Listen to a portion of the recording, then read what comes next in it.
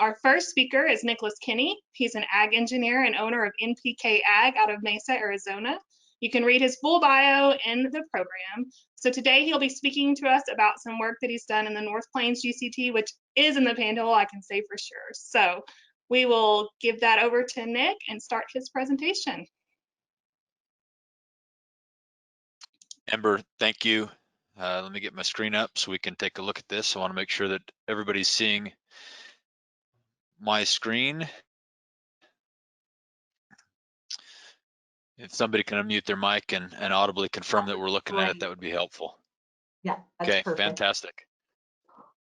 Well, as the introduction said, we'll be talking about something that certainly is in West Texas, although it's all the way north. We're talking about some work we're doing in the Texas North Plains as a project that the North Plains Groundwater Conservation District has received a bunch of support from, primarily from constituents. This is a farming district, one of those areas where 90% of the water used is in production agriculture and large scale production. A couple of notes just to give some acclimation to the area.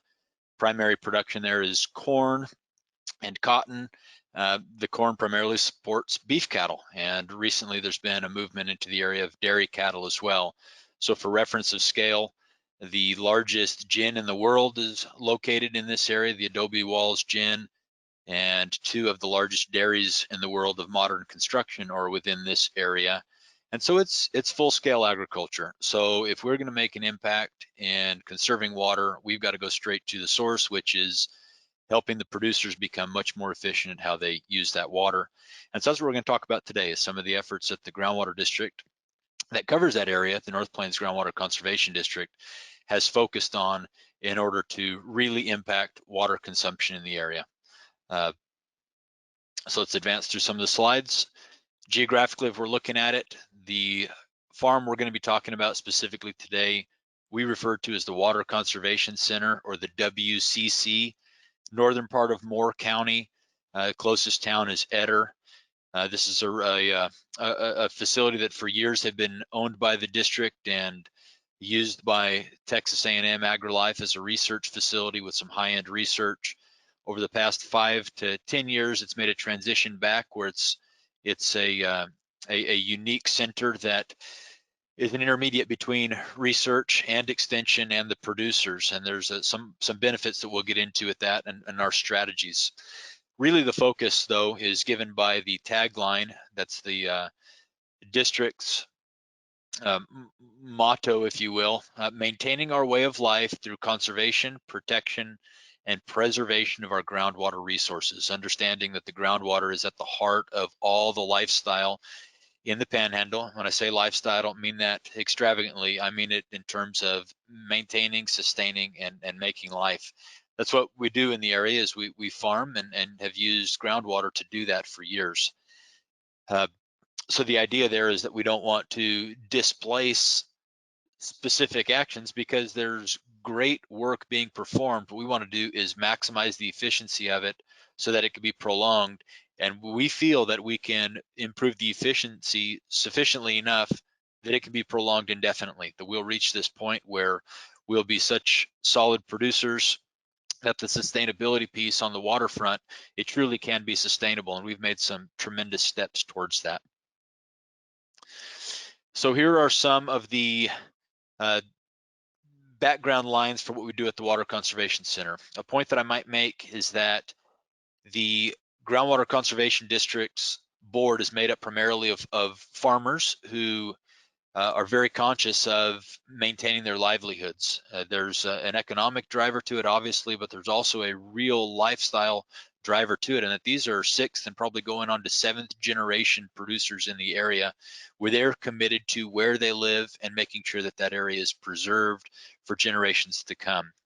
And so the output of their strategy becomes the input to the Water Conservation Center. And so the focus at this Water Conservation Center, which you see pictured, this is last year's corn harvest, is that we'll have production scale demonstrations, meaning rather than the smaller scale of research, it actually can be transitioned immediately to other operations that use the same size of equipment, the same scale of economics, etc.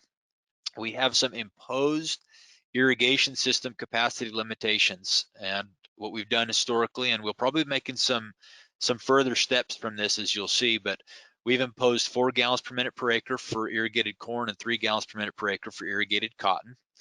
As a reference, it wasn't that long ago that it was considered that 10 gallons per minute per acre was the capacity necessary for just about all the crops grown in the region. About 10 years ago, the thought was if you had 7 gallons per minute per acre, you were doing okay on corn, but that was a little bit of a stretch. Now we're finding that through better improvements in hybrids, better improvements in management, we're looking at 4 gallons per minute per acre, and in some cases that may even be a little bit of a luxury. The idea here is that we can get a little bit ahead of the curve, and as we fine-tune irrigation management and strategies, we can come up with some tools at the Water Conservation Center that producers can immediately place into their operation systems. And that's been the way this has gone for the last couple of years, frankly. We've been successful. We have technology and best management practice reviews. Certainly cooperation with strategic partners. I put that in there primarily because this has been an exciting avenue for me to work in, and that we've had great research components to this where folks from Texas AgriLife and USDA have provided input. We've also had many of the producers in the area provide input where they've had a question and answer session and some things that they've been evaluating but can't quite quantify their results, or they can't quite eliminate some of their production biases. We've been able to mimic some of those production systems, pull out the biases, and come up with a confirmation to them that yes, this does work, or no, this really doesn't work. Let's move on to something else. I kind of jumped to that last bullet, but I'll come back to the one just before last. The other thing that we've done is we've made sure that all the information that's developed or found on this farm can regularly go out as input to the producers. And so we do that through virtual field days. We've done that the last 2 years. We've had a cotton and conservation series where Dr. Jordan Bell has had weekly to bi-weekly interview sessions where she's showed some of the production practices in cotton and immediately disseminated that via the web. We've also had on-site field days, presentations, and presentations like this where we can deliver some of this information to a broader audience that can see the effort that's taken place in this highly productive water conservation district in the North Plains. So the background of what we've done at the Water Conservation Center, and this is again is an outcome based on the board's decision of what they want this farm to look like to best represent their operations, has been a corn and cotton rotation. Now this is a little peculiar in that historically in this area, there's been very sparse scatterings of cotton grown. It's been grown in the area probably for 70 years, but typically it's been considered too cold to be as effective as the South Plains. But there's been certainly some improvement in cotton breeding to target this area, and certainly some better understanding of what our weather patterns are in the area to see how cotton fits, and then a manipulation of the cotton production system to try to now accelerate the cotton production. For reference, it's not uncommon for guys to be consistently over 3 bales of cotton in this area. And 2 years ago, when we had a very long summer and a summer that stretched into the fall, we had plenty of producers that were over 5 bales of cotton in the area, which is very successful. Corn has been really solid in the area, like I mentioned before, with all of the feedlots historically and the influx of dairies that have found the area very inviting and good for production. There's obviously going to be a need for consistent feed rations, of which corn is right in the midst of. And so this corn cotton rotation is one that we think we can go with a higher production, a higher water use corn crop, and then alternate that in subsequent years with a higher production but lower water use cotton crop.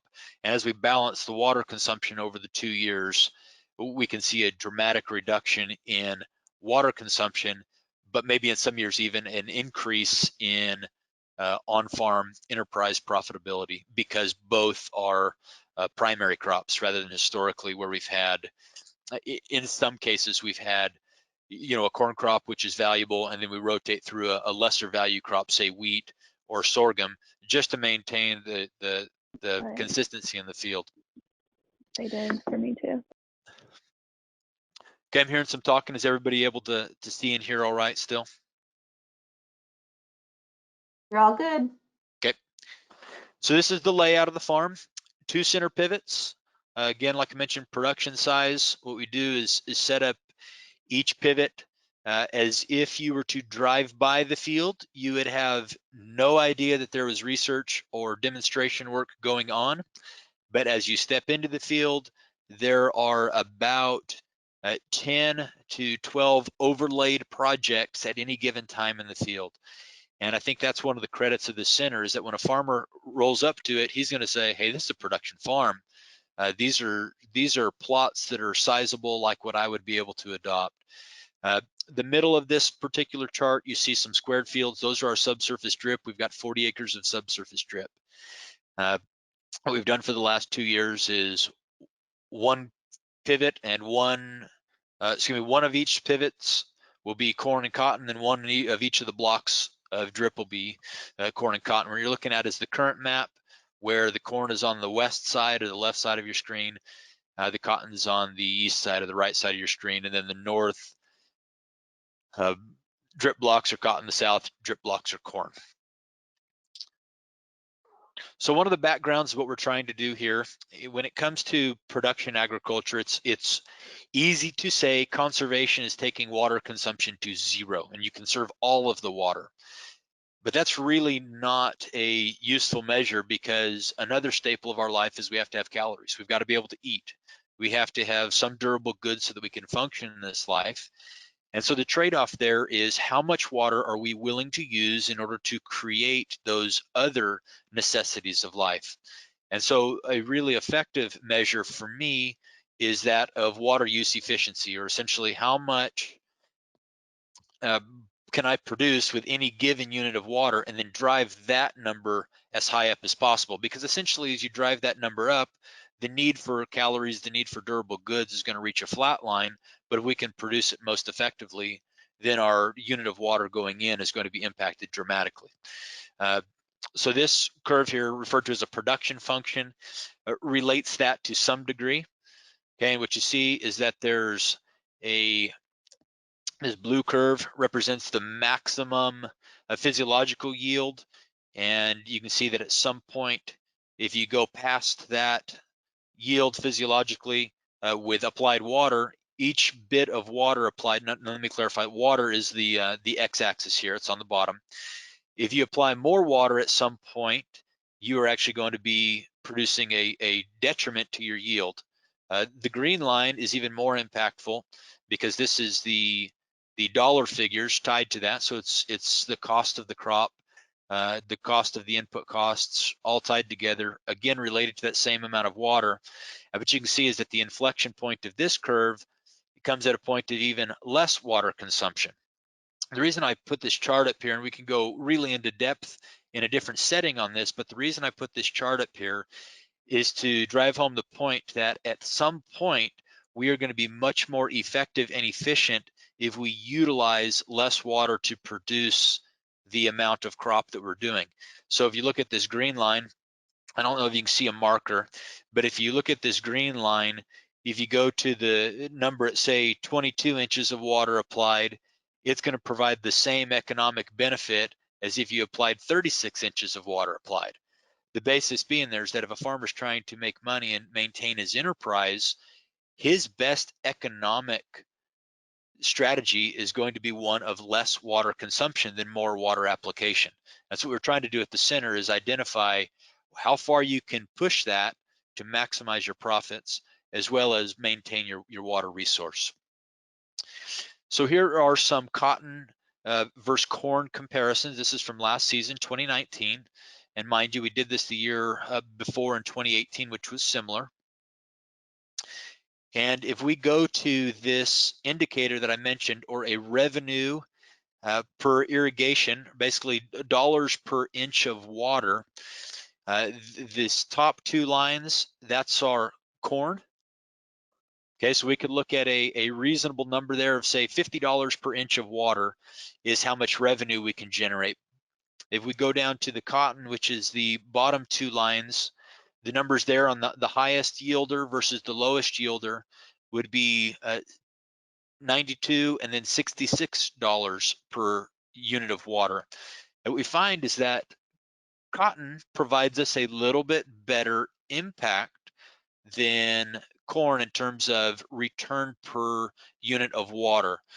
But what's interesting is that we've found that we can't continuously grow cotton back to back to back in the North Plains because we do literally run out of water. There's a symbiotic relationship between corn and cotton. Now, something that'd be interesting, uh, just for reference, if we were to put sorghum as a crop or wheat on there, those numbers would be in the $20 per inch of water, irrigation inch, that is. They do good in that you can dryland farm them without irrigating to some degree, but your yields are so poor that you're not maximizing all of your input costs. One of the reasons why we continue to irrigate in these settings is because you still have to offset land costs, fertilizer costs, seed costs, insurance costs, labor costs, etc. And so at some point you have to push the yield or the revenue number up far enough that it truly becomes equitable to stay in business. And we found that the corn and cotton seem to do that much better than any of the options in the area. Uh, One point I want to point out on this graph, if you look just to the left of the red highlighted area, you can see a column that says irrigation inches. On the top, it shows that we irrigated the corn crop approximately 19 inches, while we irrigated the cotton crop approximately 9 inches. Okay, so there's a 10-inch irrigation difference between the two. And again, this was 2019. For reference, we've had an ideal wetting pattern from rainfall this summer. We're probably going to be in the 18 inches on the corn, and probably in the we just wrapped up the cotton. We're going to be in the 6 to 7 range on cotton. Okay, so these are pretty repeatable numbers. So keep those 10-inch differences in mind in irrigation between the cotton and the corn, where the corn used a little bit more water. Okay, we also put together the costs differences, because that's one of the things that's been a barrier of entry for a lot of folks that are grain farmers is, yeah, but cotton costs so much money to grow because I've got to spray it 100 times and I've got to have different harvesting equipment, et cetera, et cetera. I might note, and you can see the picture on the left, this is modern harvest equipment. You don't see module builders, you don't see bull buggies, you don't see a bunch of different operators out in the field. You see one operator who can go through and harvest cotton. That truly is a game changer, because this cotton harvesting process now is a little bit more streamlined even than the grain operating process, where you would have to have some grain carts and some trucks to truck it off the field. But we've accumulated these costs side by side, which is what you see here. The idea here is not for you to look at these numbers, but this is what we're putting before these growers so that they can see that the barrier of entry isn't necessarily overwhelming to get into growing cotton as part of your rotation. We'll progress forward.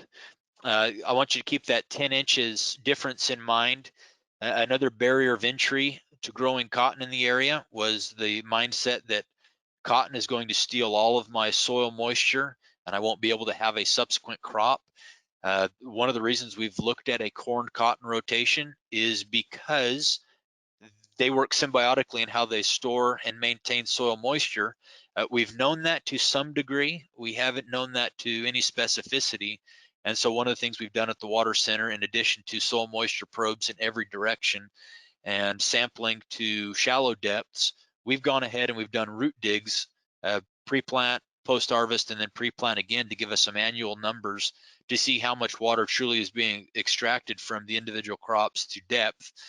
And so here's some numbers here, and this was eye-opening, verifying to some producers that indeed I was right. Cotton robs my soil of all the moisture, but what they were missing was that in some cases, corn leaves a lot of water behind that you can otherwise not extract unless you have a crop that can mine it.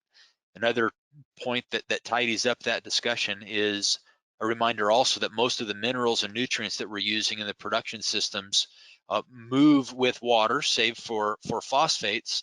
And so if you have water extraction from certain areas of the soil, that's also an indicator of mineral availability or mineral extraction from certain levels in the soil. So we went ahead and did these root digs. Lots of numbers on the screen. It would take a little to track through it.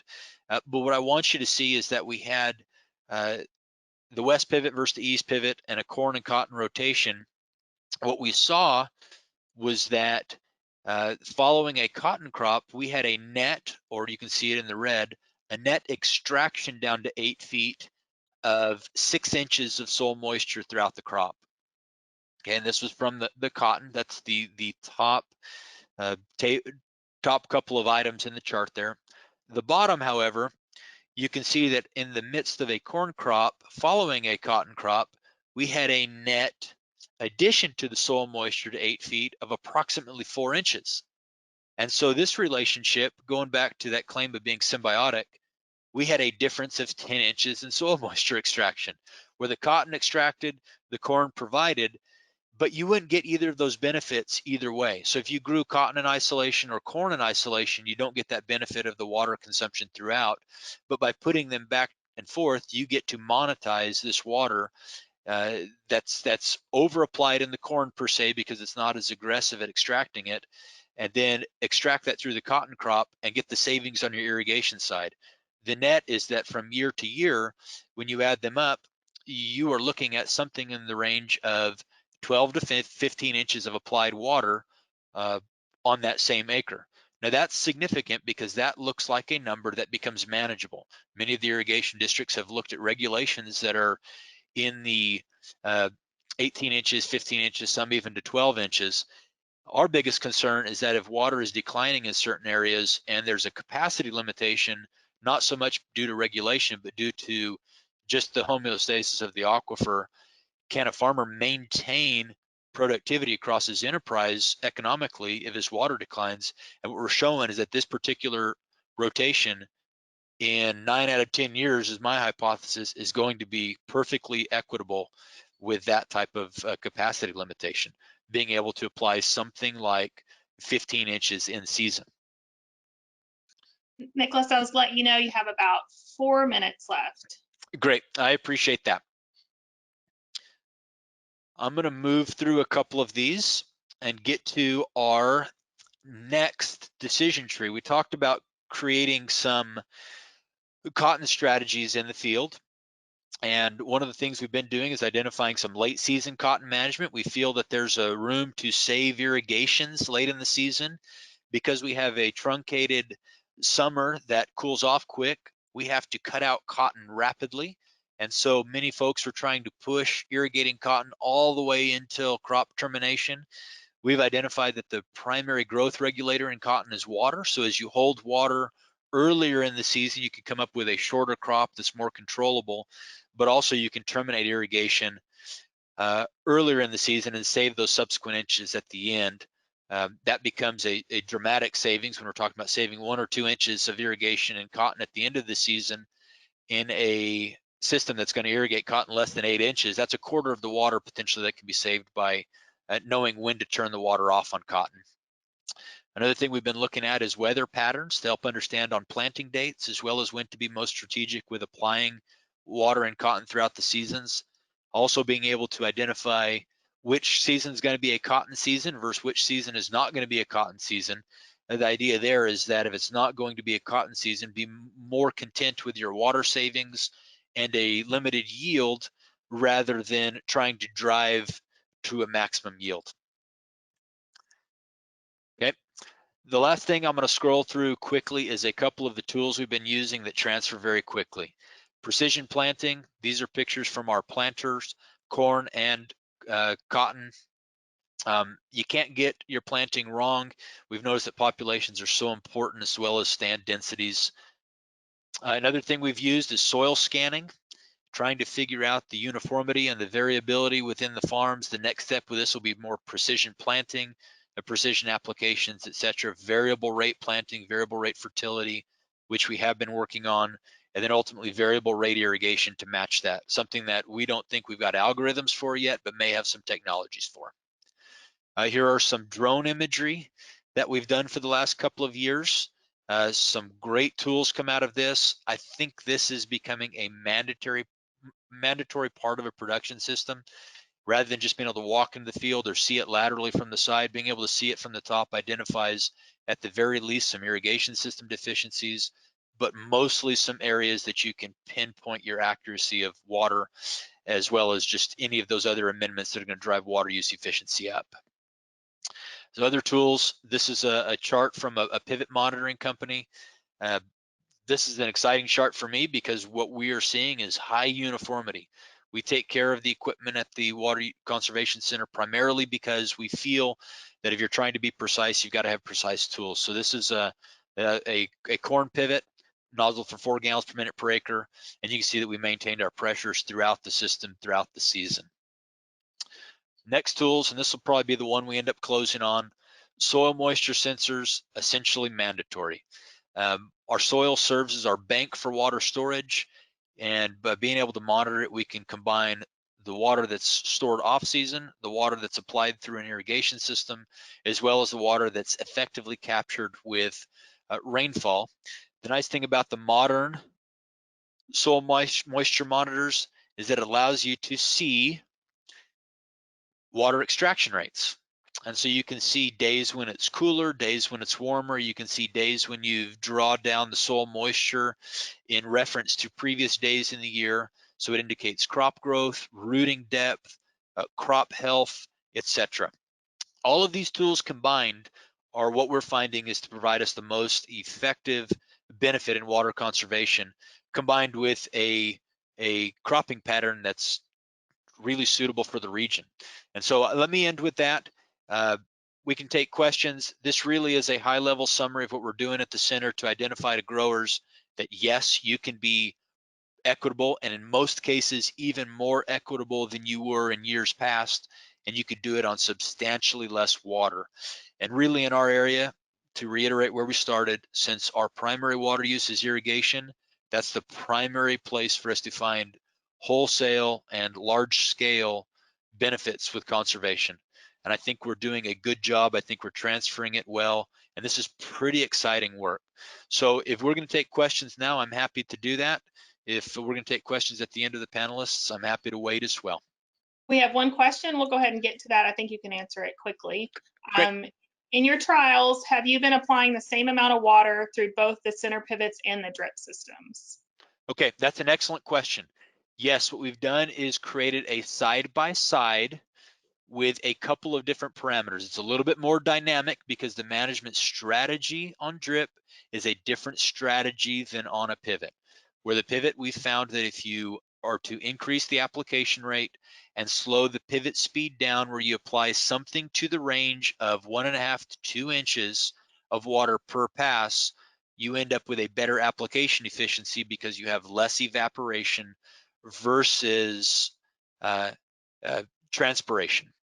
What we've found in the drip, however, is that we've had to figure out, do we apply our water with the drip daily, every 2 days, every 3 days, and every 4 days? And so what we've done this year to address that specific question is apply water on those 4 intervals on the drip, the 4-day one being the one that's the closest to mimic the pivot. This is the long way around to get to the answer of your question. We've had the same capacity, but in terms of applying the same water, no, because we cannot apply as much water through the drip as we can through the pivot because we saturate the soil too quickly. And so there are some marked benefits of subsurface drip.